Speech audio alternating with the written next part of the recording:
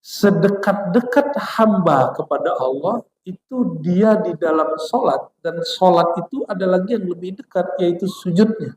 Sholat itu adalah tawajuh. Tawajuh itu artinya menghadapkan ruh kolbu kepada Allah Subhanahu wa ta'ala. Maka orang-orang yang kumpul, yang bangun di jam-jam itu, nama dia tidaklah masyhur di bumi, tapi nama dia masyhur di langit. Salat itu adalah silat. Silat artinya penghubung antara si hamba dengan Tuhannya. Ya. Antara kekasih dengan yang dikasihinya. Siapa yang menunaikan salat dan menjaga waktunya, tepat waktu, falahu alayya ahdun, maka dia telah mengambil janjiku. Dia pasti masuk surga.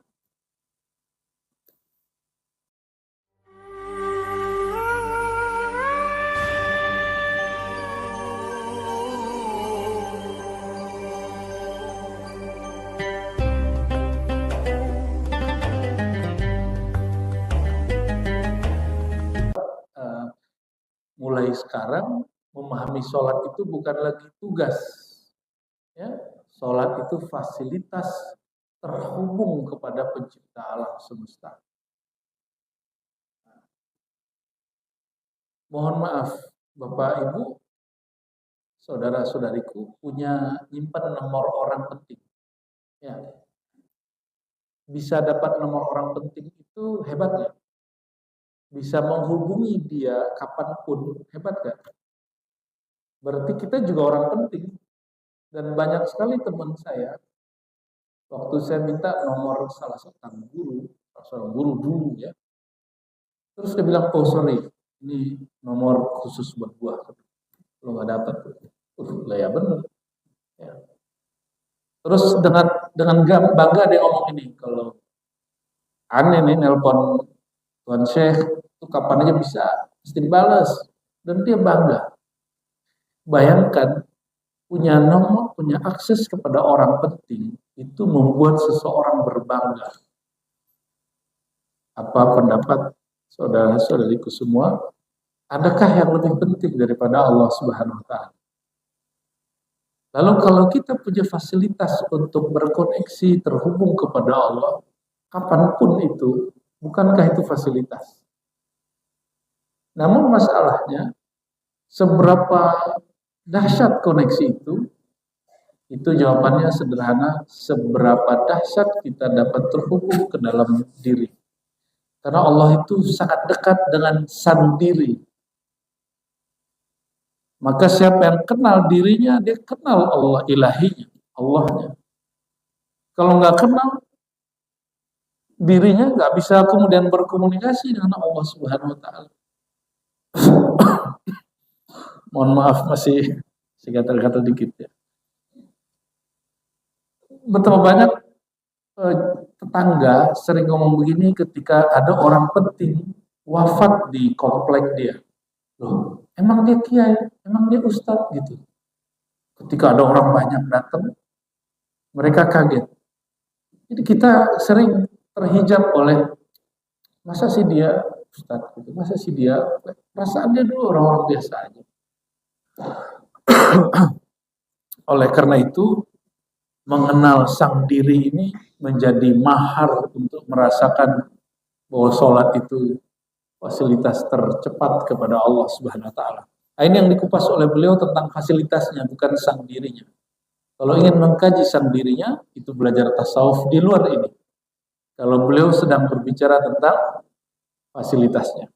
Sebelumnya kita sudah membahas keutamaan umat Nabi Muhammad SAW, yaitu sholat itu dijadikan sebagai obat bagi ruh dan jasad.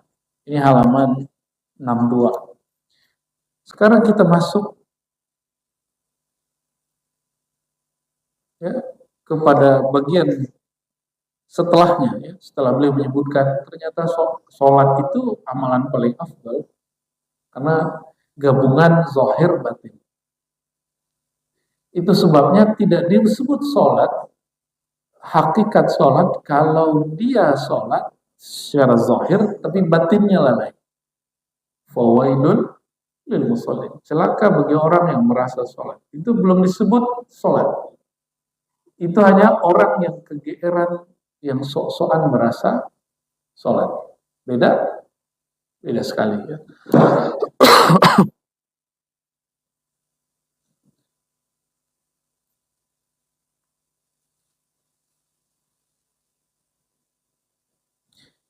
Wa min dzalika, jadi kata beliau, sebelumnya kita baca surah Al-Fatihah untuk Nabi Muhammad SAW dan pengarang kitab ini Abu Yasin Muhammad Alawi Al-Maliki dan guru-guru saya yang merupakan murid-murid beliau dimanapun mereka berada. Al-Fatihah. Alhamdulillah. Bismillahirrahmanirrahim. Ya kenapa? Kurang mau fi'lihimul dhalin. Amin. Wa min dzalika anna as-salata fiha ittikhadhu ahdin 'inda Allah bidukhulil jannah. Salat itu adalah mengambil perjanjian di sisi Allah. Perjanjian apa? Satu perjanjian yang pernah Allah buat. Siapa yang melaksanakan menunaikan janji ini, nama dia diabadikan di surga. Bidukhulil jannah. Orang masuk surga mesti namanya ada di surga. Orang mau naik pesawat mesti namanya ada di daftar tiket pesawat. Ya, masalahnya nama kita sudah ada belum di sana? Dan nama yang mana? Nah, itu masalahnya.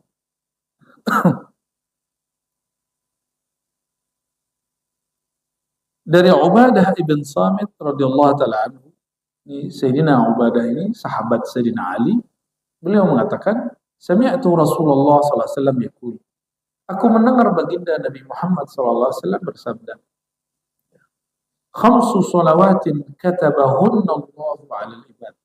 Ada 5 salat yang Allah wajibkan, Allah sederhanakan untuk hambanya, maka faman jaa bihinna, siapa yang melaksanakannya, walam yudayyi' minhunna, dan tidak menyia-nyiakannya syai'an sedikit pun, istighfafan karena melalaikannya, kana lahu 'indallahi ahdun ay yudkhilahul jannah, maka Allah berjanji kepadanya dia pasti masuk surga.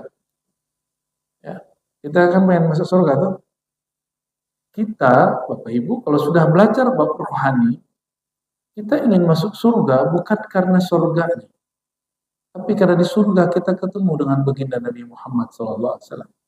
Kita ingin masuk surga karena di puncak surga yang bernama Al-Firdaus nanti diizinkan memandang Allah Subhanahu wa taala. Kalau bukan karena itu, kalau cuma karena beristrikan 70 sekian, makan minum yang banyak, khamar cukup di dunia.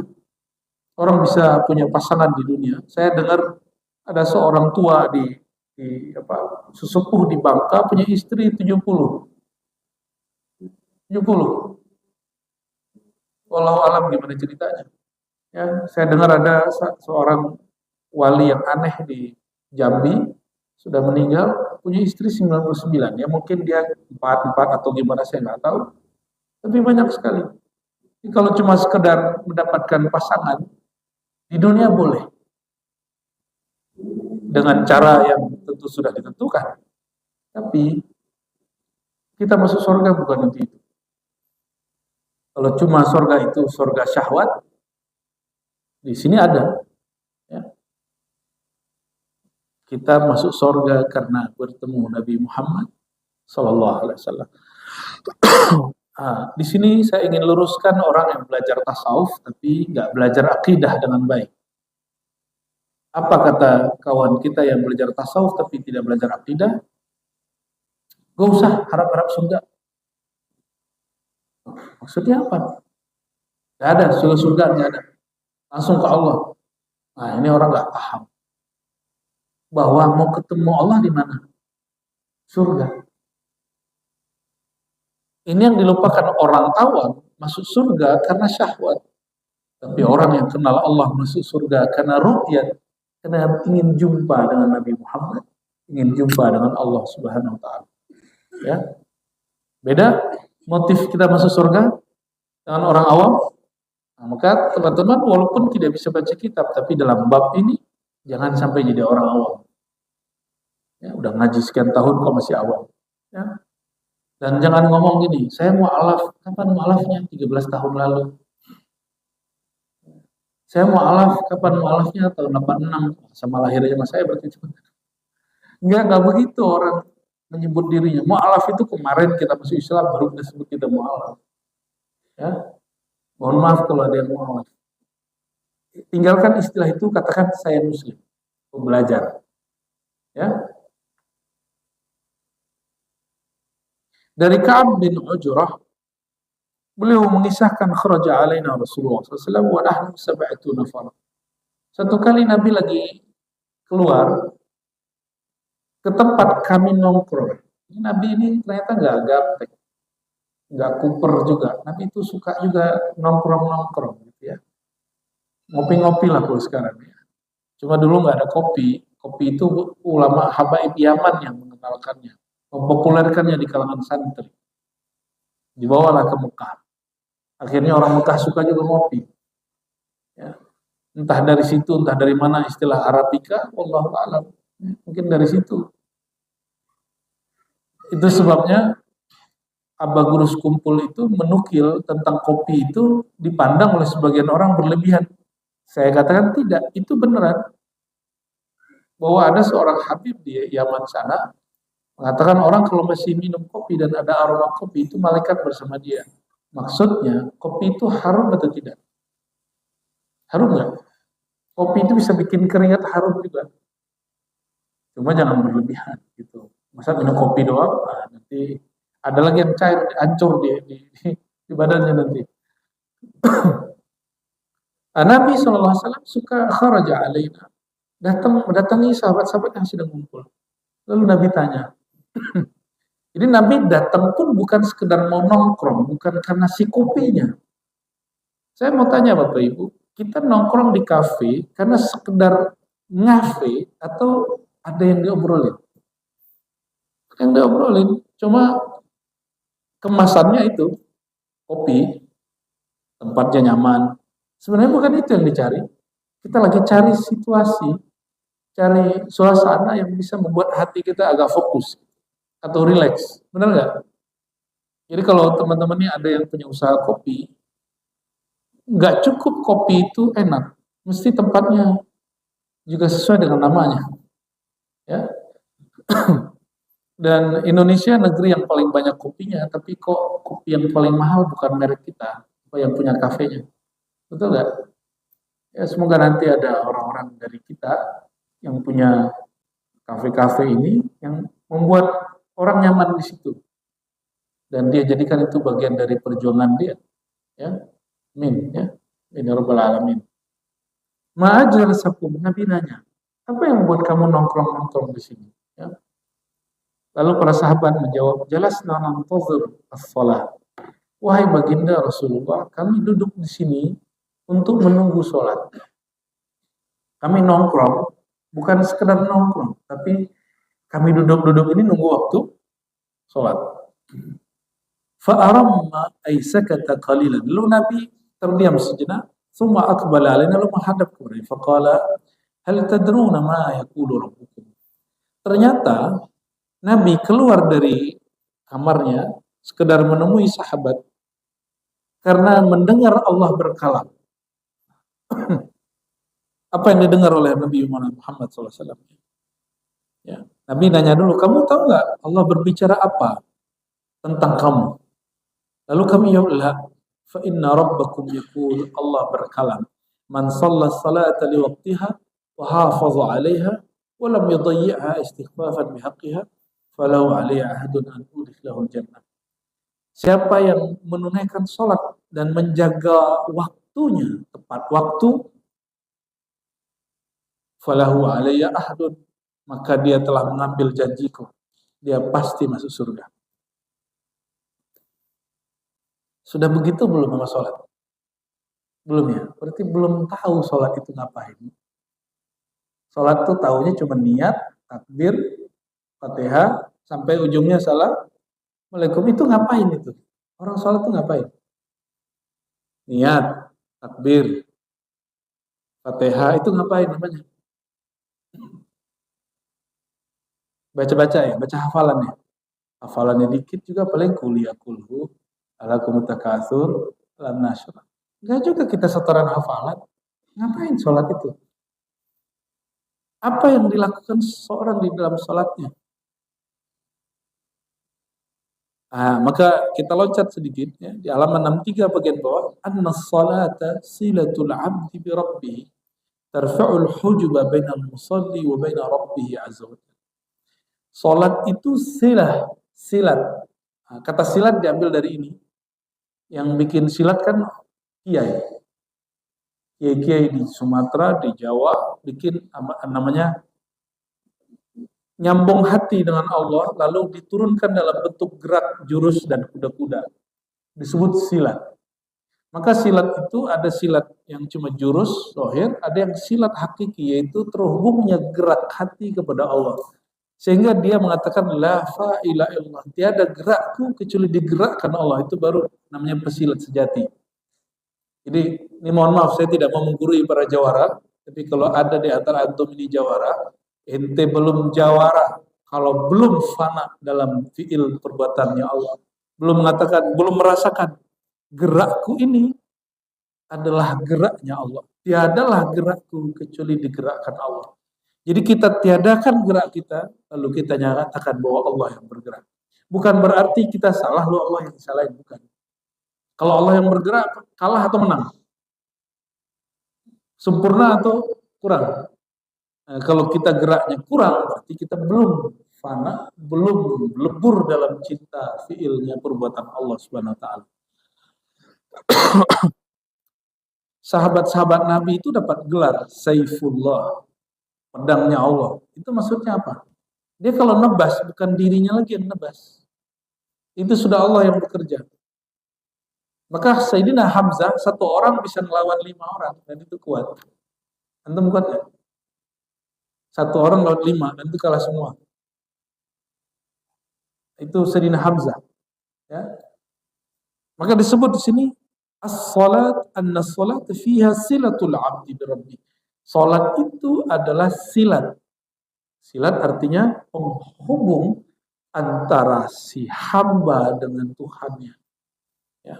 Antara kekasih dengan yang dikasihinya. Tarfa'ul hujuba bainal musalli. Nah, kenapa salat itu kemudian dimulai tangannya diangkat? Itu namanya proses mengangkat hijab. Penghalang antara kita dan Allah itu apa? Kita merasa diri kita besar. Maka sholat itu dimulai dengan lafaz Allahu Akbar. Jadi kecilkan diri, barulah terasa besarnya Allah. Di situ seseorang hamba baru sah namanya bertawajjuh, menghadapkan dirinya kepada Allah Subhanahu wa taala. Maka ada satu hadis, innal abda idza qama fi shalah futihat lahul jinan. Seorang hamba kalau sholat, itu kalau azan yang dibuka pintu langit. Kalau sholat yang dibuka pintu surga. Lebih canggih mana? Maka banyak ulama berpendapat dulu. Lebih afdol muazzin atau imam? Jawabannya ini. Muazzin membuat langit terbuka. Kalau imam takbir dia membuat surga terbuka. Jadi lebih tinggi mana? Tetap lebih tinggi imam. Berarti imam sembarangan orang enggak? Enggak. Kata Al-Habib Abdullah Al-Haddad ya, dalam Tasbitul Fuad, ya meskipun di antara anak-anak kami, remaja kami banyak yang hafiz Quran, tapi kami tidak yuqaddimuhu fis shalah, tidak menjadikan dia imam. Kenapa? Yang imam mesti yang kenal Allah, bukan orang yang hafal kalam Allah. Kenal Allah, bukan hafal. Kalau cuma hafal, burung beo bisa. YouTube juga hafal. YouTube 30 juz ada nggak? Ada, Pak. Orangnya kenal, bukan tua, sorry. Jangan sok-sokan sok tua. Emang antum kalau tua terus berhak jadi imam? Tua-tuaan lah. Gak ada urusannya tua. Ya. Ketika Nabi SAW menyebut tua, itu ada asbabul wurudnya, ada kronologisnya. Ada satu angkatan sahabat umurnya berbeda, tapi Islamnya sama. Hafalannya sama. Lalu ada perdebatan di kalangan sahabat. Siapa yang jadi imam? Nabi bilang, yang duluan Islam. Terus mereka sama Islamnya. Ya sudah, yang hafalnya paling bagus. Yang paling banyak. Ternyata hafalnya sama semua. Terakhir. Jadi opsi terakhir, akbaruhum sinnan. Yang paling tua jasadnya, biologisnya. Terlihat kesalahpahaman kita hari ini bahwa yang imam mesti orang tua. Enggak. Yang disuruh jadi imam, kata Nabi SAW, akra'uhum. Satu riwayat yang paling akra'. Akra' itu ajma'. Nah, mampu mengumpulkan ayat antara zahir dan batinnya. Dan yang kedua, a'lamuhum bi kitabillah. Begitu riwayatnya. Yaitu yang paling mengenal ayat-ayat Allah. Hukum-hukum Allah. Berarti yang jadi imam itu orang yang tua kealimannya. Bukan yang tua hafalan dan jasadnya. Bukan. Ya. Mohon maaf. Kebanyakan kita masih terjebak dengan omongan tua-tua. Ya. Akhirnya banyak masjid yang imamin orang tua yang tidak pernah belajar tajwid. Betul nggak? Baca Fatihahnya salah, gimana yang lain mau benar? Baca Fatihahnya udah salah.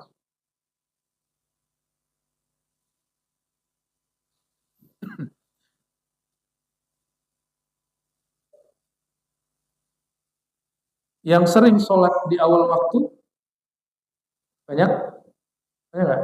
Atau senangnya di akhir waktu? Nah, dua-duanya, tiga-tiganya pertengahan waktu itu ada dalilnya semua. Al-waktul awal, ya, waktu pertama, ridwanullah, itu keridhaan Allah. Wal akhir afullah, orang yang sholatnya agak di akhir, insya Allah masih dapat maaf dari Allah. Ya, pilih mana? Dapat ridho atau maaf? Beda gak? Orang yang diridhoi, mau dia apa dikasih. Kalau orang yang dimaafkan, tunggu dulu. Apa yang dia mau, belum tentu diridhoi oleh Allah Subhanahu wa Ta'ala. Ternyata Allah itu yang maha sempurna tetap saja memamerkan sholatnya seorang hamba kepada malaikat di langit. Ya, ada satu riwayat di sini masih halaman 63 ya. Dari Sayyidina Abu Hurairah radhiyallahu taala anhu, Nabi sallallahu alaihi wasallam bersabda, "Yata'aqabuna fikum." Bergantian kepada kamu para malaikat. Yaitu malaikatun bil lail wala malaikatun bin nahar. Yaitu malaikat siang dan malam. Itu malaikat yang datang tadi malam, itu dia naik ke atas, dan ke atas lamanya 500 tahun. Jadi dia nggak turun-turun lagi. Makanya subuh tadi disebut masyhuda. Ya. Bacaan subuh tadi itu disaksikan. Siapa yang menyaksikan? Para malaikat yang perjalanannya 500 tahun turun, nunggu kita sehari, lalu 500 tahun naik. Lama atau sebentar itu? Lama sekali. Maka malaikat yang naik itu dia nggak turun lagi. Jadi yang turun itu malaikat yang lain. Malaikat yang sudah naik melapor, dia tugasnya selesai, nanti muncul malaikat yang baru.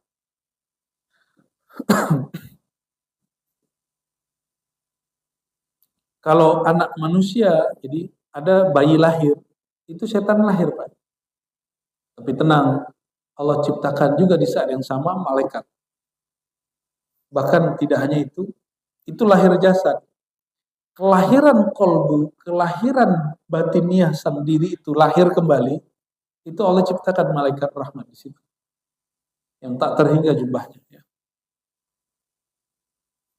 Yajtami'una fi salati subhi wa salati al-asr. Kapan malaikat muta'aqibah yang shift pagi sore itu mereka berkumpul? Jadi mereka yang mau balik itu baliknya sore, yang sudah datang nyampainya asar. Jadi waktu asar nanti dan waktu subuh. Jadi subuh itu ada yang turun juga, ada yang naik. Itu mereka ketemu. Jadi yaltaquna fi zamanain, mereka ketemu di dua waktu, subuh dan asar. Maka orang-orang yang kumpul yang bangun di jam-jam itu, nama dia tidaklah masyhur di bumi, tapi nama dia masyhur di langit. Jadi mau viral di langit? Mau viral di langit? Hidupkan subuh dan asar. Ya. Yang paling berat itu asar, bukan subuh. Asar itu masa kita capek pulang kerja. Kalau subuh kita segar, bangun tidur segar. Ya, kecuali antum sama aja ya, ada yang sama aja. Ya, berarti memang lagi sholat tuh masih beban. Sholat itu belum menjadi hadiah. Ya. Summa ya'ruju alladhi batu fikum fayas'aluhum rabbuhum wa huwa a'lamu bihim. Ketika ada yang naik. Nah, ini malaikat tadi nih malam kan naik subuh. Ketika sampai di hadirat Allah, jadi Allah itu bukan bertempat di langit, tapi Allah itu punya satu si makhligai untuk malaikat disebut hadiratul malakut. Hadiratul malakut itu tempat para malaikat bersemayam di langit. Di situ Allah bertanya, wahai para malaikatku, dalam keadaan apa hambaku engkau tinggalkan? Kira-kira antum tadi dijawabnya gimana tuh? Sholat subuh ya? Alhamdulillah. Bahkan malaikat lanjut, setelah mereka subuh, ya Allah, malaikat taklim membicarakan engkau, membaca ayat-ayat engkau. Ya. Taraknahum wa hum yusallun wa atainahum wa hum yusallun. Kami tinggalkan mereka sholat, dan kami datang kepada mereka sholat. Jadi sore kami datang, mereka sholat. Kami tinggalkan mereka subuh, mereka lagi sholat. Atau sebaliknya, sore kami datang, ya Allah, mereka main handphone. Pagi kami tinggalkan, mereka juga masih main handphone. Gitu kan? Kira-kira Allah begitu dengar gimana tuh? Rasulullah nanya juga. Ini kan hanya riwayat mengenai tentang malaikat dan Allah. Rasulullah juga nanya, Bapak Ibu. Umatku lagi ngapain? Nanti malaikat bilang, wahai Rasulullah, ini aku malaikat Zayyarah, tugasku menyampaikan salam umatmu. Dia bangun tidur salawat, masuk rumah salawat, naik kendaraan salawat, mau ngapa-ngapain salawat. Nabi kemudian tersenyum. Itu malaikat, namanya malaikat Sayyarah. Malaikat yang namanya kalau bahasa Arab artinya malaikat mobil. Tapi ini bukan mobil, ini malaikat cahaya. Jadi dia cepat sekali melaporkan salawat kita kepada Nabi Muhammad Sallallahu Alaihi Wasallam. Bapak saudara saudariku yang bukan Allah, kalau kita kerja di satu institusi, kita punya atasan. Senang nggak cari perhatian atasan? Ya, ingin berbuat, lalu program yang berhasil itu dianggap sebagai keberhasilan kita, benar nggak? Betul? Ya, yang pernah kerja kan? Ini pada pengangguran semua, atau pada ngantuk semua ini? Kita ingin cari perhatian orang di atas kita. Gak usah jauh-jauh anak kecil, anak-anak. Dia mau bikin sesuatu, dia ingin nunjukin loh ke orang tuanya. Mah gitu, tunjukin ya. Nah, si bapak ibunya sibuk nonton sama main handphone. Rasanya nggak asik ketika nggak diperhatikan. Tapi ternyata Allah maha memperhatikan. Dan ini, Allah itu selalu nanya. Padahal wahuwa a'lam, sedangkan dia maha tahu. Jadi Allah itu maha tahu, tapi masih nanya. Jadi tugas malaikat melaporkan, walaupun Allah sudah tahu jawabannya. Ya.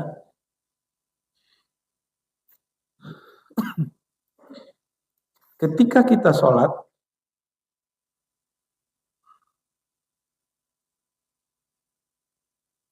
maka rohani orang itu justru melewati hadrohnya malaikat. Namanya hadratu rabbil arbab. Hadirat Allah. Nah, ini coba kita baca ya. Wa min dzalika, dan di antara rahasia sholat itu, kekhususan sholat umat Nabi Muhammad SAW, fiha al-iqtirabu min hadrati rabbil arbab. Ini perhatikan. Melihat sesuatu dengan dekat dengan sesuatu itu beda nggak? Melihat, mungkin Bapak Ibu senang seorang artis atau tokoh politik misalnya, melihat dia dengan mendekat kepadanya beda nggak? Beda? Ya.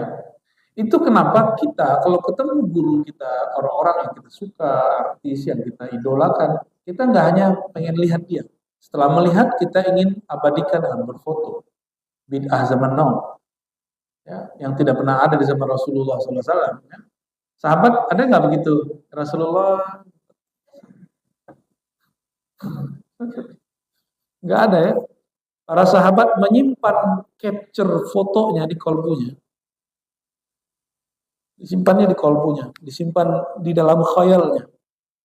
Maka kemanapun Sayyidina Abu Hurairah memandang, yang dia pertama lihat itu nur Nabi Muhammad SAW. Itu Abu Hurairah. Dia mau makan, mau minum, yang terbayang Nabi dulu. Dia teringat gimana cara Nabi makan.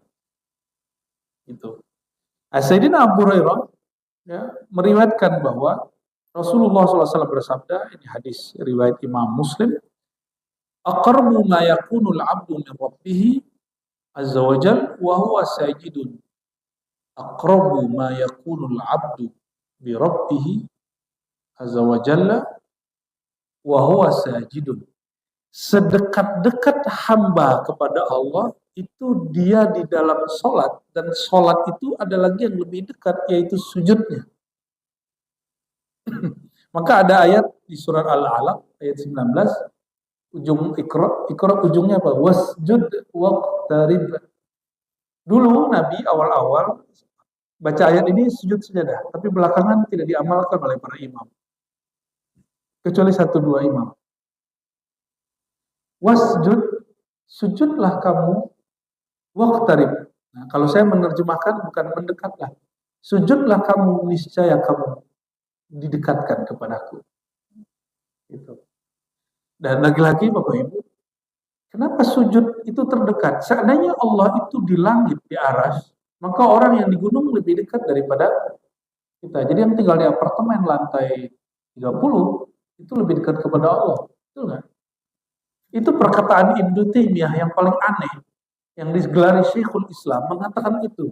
Maka ulama di zaman yang kemudian menyidang beliau, lalu jawabannya nggak memuaskan, akhirnya masuk penjara. Apa kata Ibnu Taimiyah? Orang yang sholat di atas gunung itu lebih dekat kepada Allah daripada yang sholat di bawah gunung. Itu ada apa di kitabnya? Aneh nggak tuh? Berarti dia terjebak kepada Allah materi. Allah itu bertempat di suatu tempat, berarah. Ya, semoga Allah mengampuni Ibnu Taimiyah dan mengampuni pengikut-pengikutnya. Tidak usah kemudian kita bilang, oh mereka nggak Islam. Ya. Mereka keliru dalam menginterpretasikan ayat-ayat tentang istawa, tentang Allah bersemayam. Tapi kalau Bapak Ibu ketemu saya 2018, 19, oh itu jadi bahan olok-olokan kita itu. Ya. Hari gini Allah di langit, nah itu gitu jadinya ya. Kalau sekarang kita nggak begitu, kita malah mikir, ya Allah, sampai segitunya kekeliruan menafsirkan ayat itu berefek kepada seorang yang namanya Imam Ibnu Taimiyah. Selevel Ibnu Taimiyah bisa terjebak kepada mematerikan Allah, apalagi pengikutnya. Nah, jalan keluarnya bukan untuk buat debat terbuka dengan Wahabi, enggak. Jalan keluarnya kita memohon ampun untuk diri kita dan untuk mereka. Jangan-jangan selama ini kita bermuamalah dengan mereka tidak benar juga.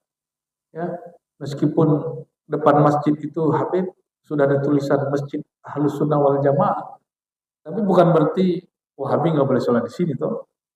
Syiah bukan, tetap boleh sholat. Ini hanya menyebutkan manhaj masjid ini apa. Gitu. Dan itu keberanian yang mesti ada di banyak masjid.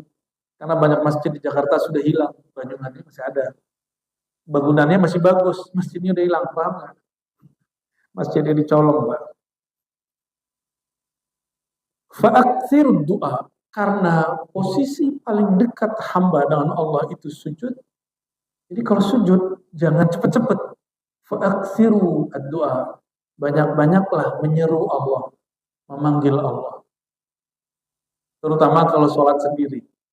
Kalau jadi imam nggak usah juga lama-lama, ya, nanti jamaahnya pingsan.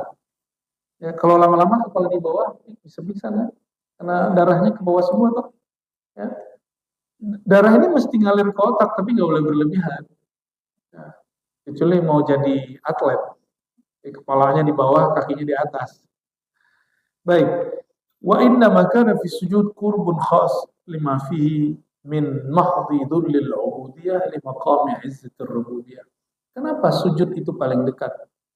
Karena di saat itu si hamba menghinakan dirinya sehina-hinanya, meniadakan dirinya setiada-tiadanya. Disitulah dia merasakan Allah itu eksis dan ada. Karena yang mampu merasakan Allah itu Allah juga.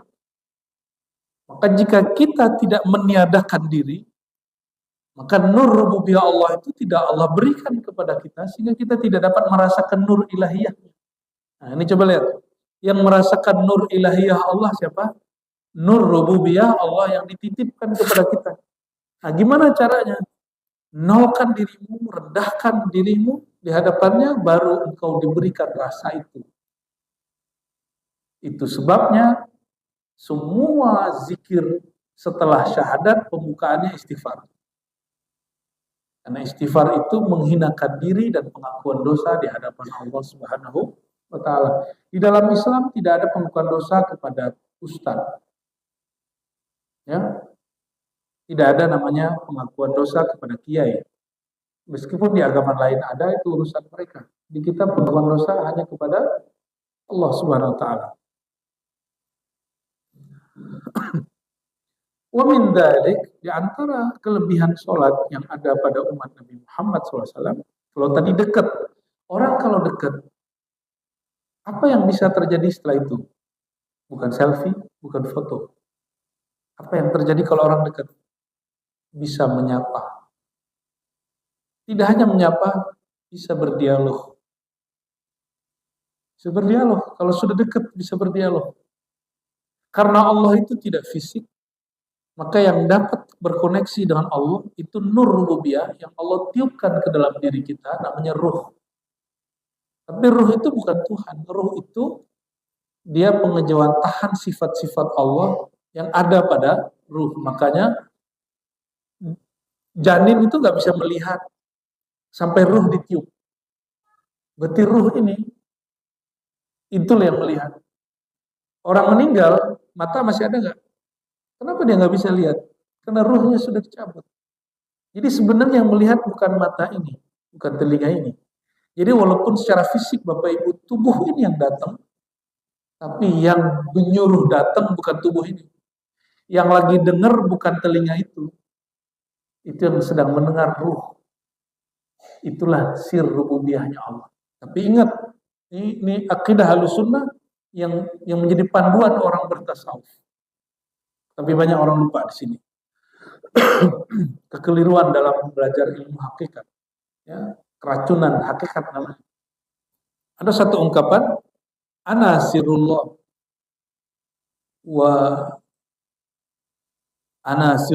wa huwa sirri.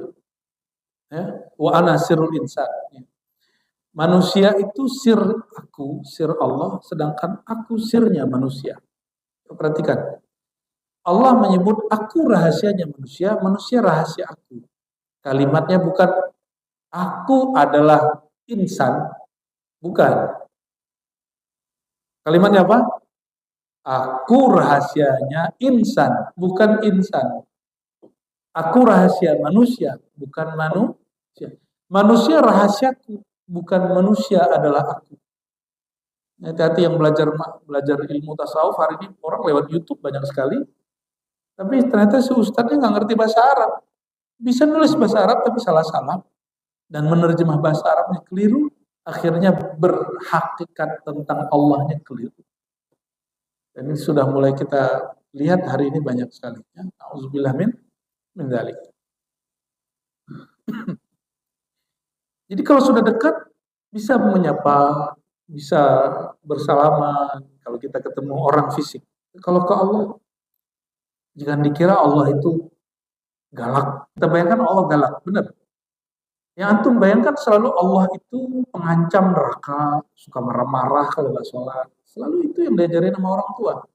Ya, ini banyak orang tua yang hadir pagi ini, tolong ajarkan anak bukan lagi Allah yang maha mengancam, tapi Allah yang maha rahman, maha rahim. Coba lihat, semua surat dimulai dengan Bismillahirrahmanirrahim, kecuali satu, surat Baraqah, Taubah, ditutup tetap dengan wabil mu'minina raufur rahim. Lalu, karena Allah begitu, kenapa kita nggak meniru yang itu? Kenapa anak-anak yang kemudian kita dulu pernah anak-anak, apa-apa kemudian diancam? Hasilnya beragama itu takut dan tegang. Betul ya? Dan hasilnya lagi apa? Khotbah-khotbah isinya menegangkan semua. Ya. Padahal khotbah kajian itu harusnya syahdu di dalam qalbu. Karena itu membuat kita bisa terkondisikan kepada Allah Subhanahu wa Ta'ala. Maka saya nggak sedih Bapak Ibu kalau Bapak Ibu lapor, saya kalau nggak bisa tidur terus dengerin kajian dia. Gitu. Saya nggak sedih Pak, saya malah senang. Oh berarti Allah izinkan kajian saya, bikin suara yang Allah berikan ini suara dari Allah, bukan dari ciptaan Bapak Ibu saya. Ilmunya ilmu milik Allah, bukan ilmu saya. Allah izinkan mengantarkan tidur seseorang. Seandainya orang itu mati lagi tidur, dia mati dalam ilmu Allah Subhanahu wa Ta'ala. Dan dalam ilmu-ilmu psikologi, orang nggak bisa tidur kecuali gelombang otaknya mulai tenang. Semoga Allah jadikan suara ini menenangkan. Tapi jangan tidur di depan saya.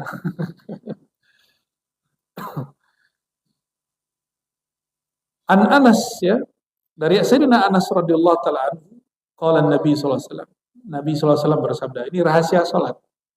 Innal mu'mina idza kana fi shalah, orang beriman itu kalau salat, fa innama yunaji rabbah. Dia sedang berbisik-bisik manja dengan Allah. Yunaji, naja, yunaji, munajatan, manja, itu satu akar kata sebenarnya. Manja itu tempat melepaskan beban-beban hati. Itu namanya bermanja-manja. Itu bukan bahasa Melayu, itu bahasa Arab. Ya, naja. Maka bermunajat dikembalikan ke bahasa asalnya, itu berbisik-bisik mesra dengan Allah SWT. Tapi kebanyakan kita memahami munajat itu cuma minta-minta. Saya lagi butuh, saya minta. Saya lagi perlu, saya minta. Jadi kita ke Allah itu cuma sebatas perlu. Di luar keperluan itu kita gak datang ke Allah dan gak bermanja-manja kepada Allah.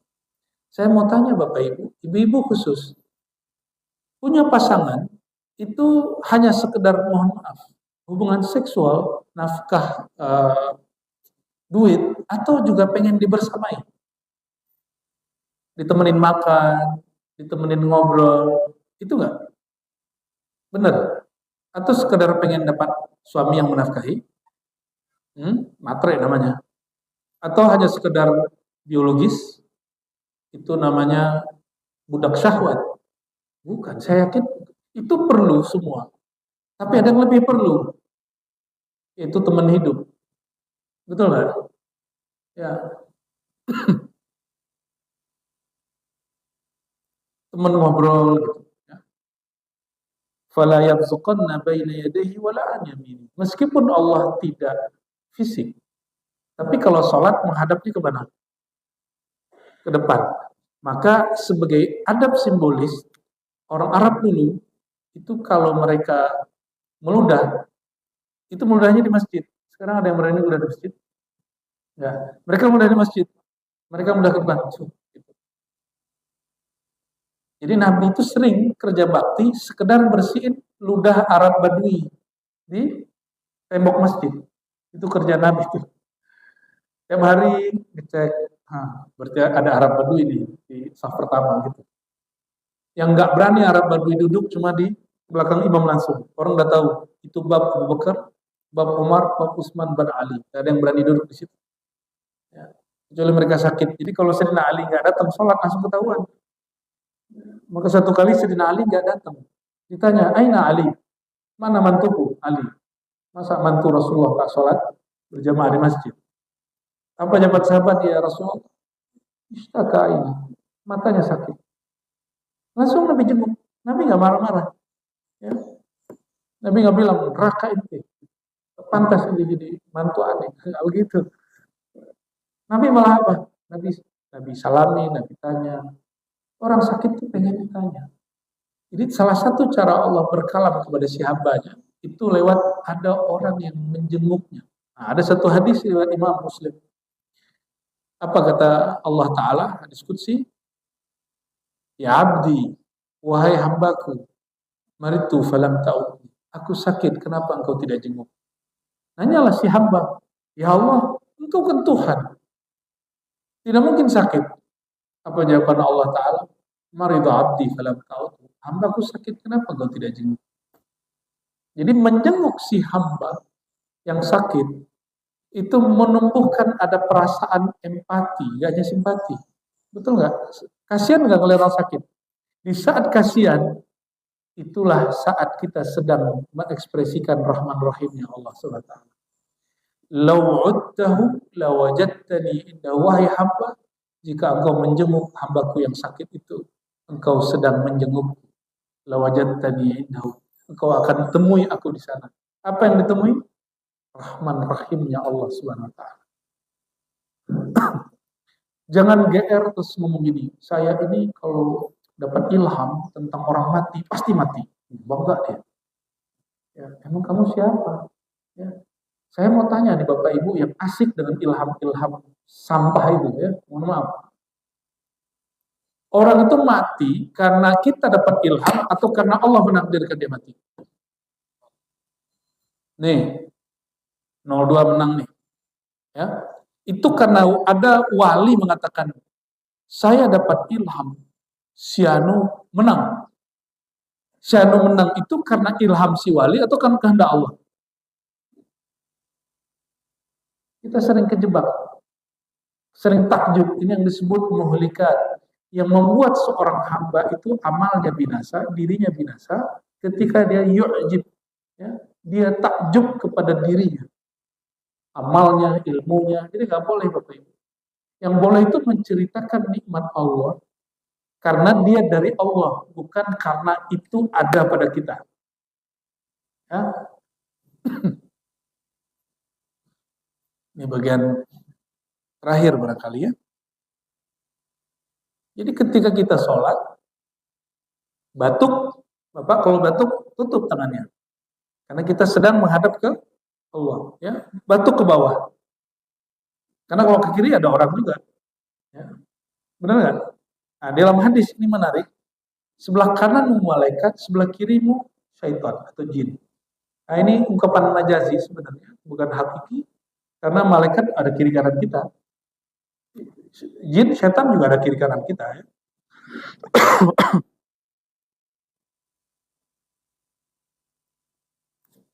Nah, sebagai penutupnya apa?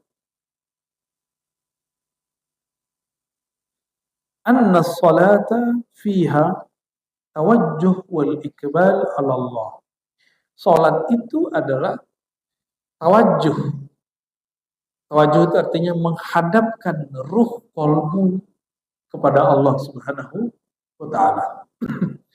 Tawajjuh dan iqbal ini dua sinonim. Kita sering menyebut kasih nama orang Iqbal ya. Tapi nggak ada kan nama orang tawajjuh. Nama orang tawajjuh nggak ada ya. Tapi sering kita dengar nama orang Muhammad Iqbal. Itu nama filsuf di Pakistan ya, filsuf Muslim. Jadi Iqbal itu hati menghadap kepada Allah. Lawan dari tawajjuh dan Iqbal itu adalah i'rad wal idbar. Al-i'rad wal idbar. Berpalingnya hati kepada Allah, dari Allah menghadap dunia.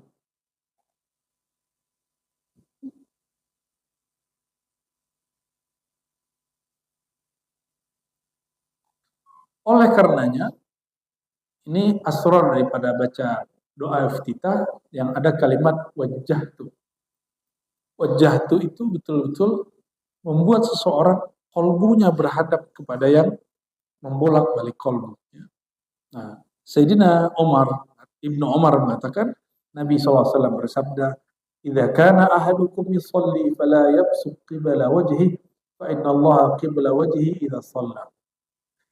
Jika kalian sholat, jangan meludah ke depan, arah wajahnya. Fa inna Allah, perhatikan ini. Sesungguhnya Allah qibla wajhihi, di arah tatapan wajahnya. Idza shalla, jika dia sholat. Berarti kalau orang sholat, hadapan wajah dia langsung nurullah ada di situ. Tapi kalau dia selesai sholat, nurullah ini kemudian tidak lagi disebut simbolnya di depan. Oke? Wajahnya. Fa innallaha qibala wajhihi. Nah, maka yang dapat menatap wajah Allah itu juga hanya wajah Allah. Karena kullu man 'alaiha fan. Semuanya binasa kecuali hanya wajah Allah yang menunjukkan kemuliaan wajahnya. Itu caranya.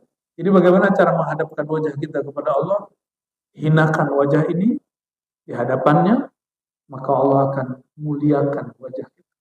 Ya. Barangkali itu Bapak Ibu beberapa kelebihan sholat. Nanti masih banyak lagi, termasuk tadi yang saya tanyakan, emang sholat ngapain sih? Ya. Oh, baca-baca Fatihah itu ngapain? Apa sebenarnya yang ada di Fatihah? Nah, insya Allah di pengajian ba'da Ramadan,